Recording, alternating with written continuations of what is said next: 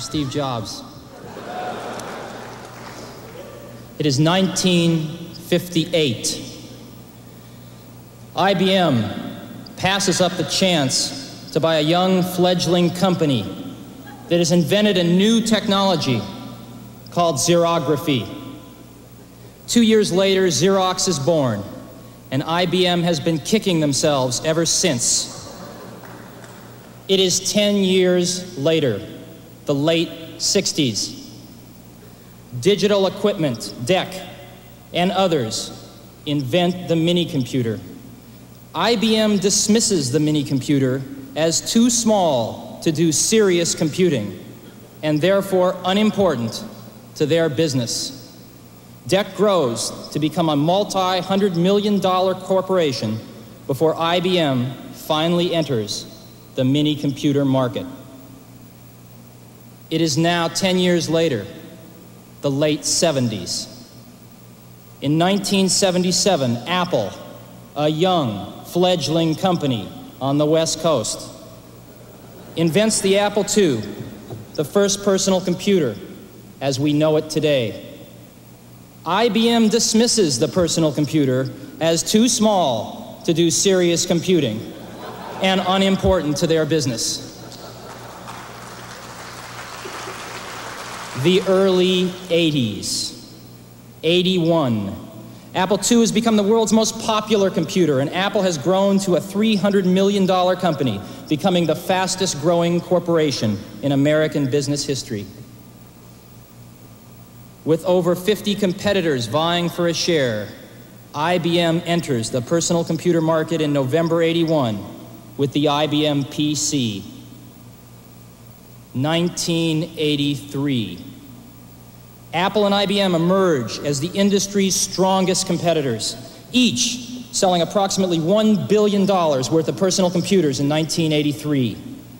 Each will invest greater than $50 million for R&D and another $50 million for television advertising in 1984, totaling almost $250 million combined. The shakeout is in full swing. The first major firm goes bankrupt, with others teetering on the brink. Total industry losses for '83 outshadow even the combined profits of Apple and IBM for personal computers. It is now 1984. It appears IBM wants it all. Apple is perceived to be the only hope to offer IBM a run for its money. Dealers, initially welcoming IBM with open arms, now fear an IBM-dominated and controlled future. They are increasingly and desperately turning back to Apple as the only force that can ensure their future freedom.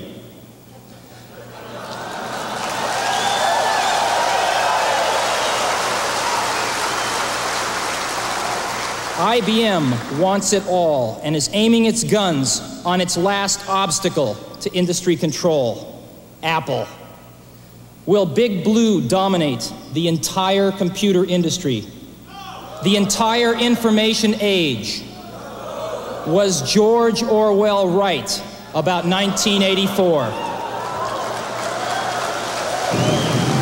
For today we celebrate the first glorious anniversary of the Information Purification Directives. We have created, for the first time in all history, a garden of pure ideology, where each worker may bloom, secure from the pests of vague contradictory thoughts. Our unification of thoughts is more powerful a weapon than any fleet or army on earth.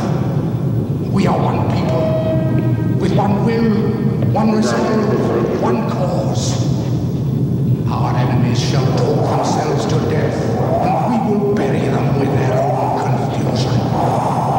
We shall prevail.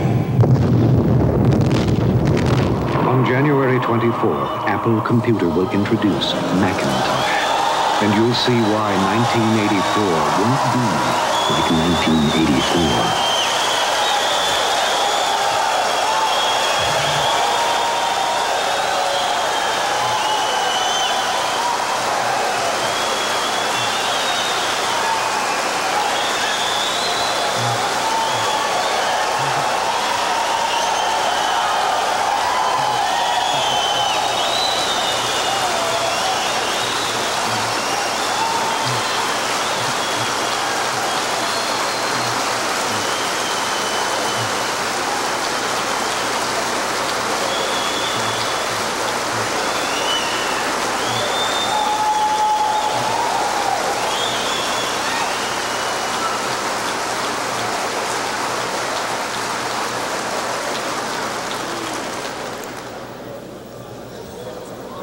That ad is going to run 1 week before Macintosh is introduced.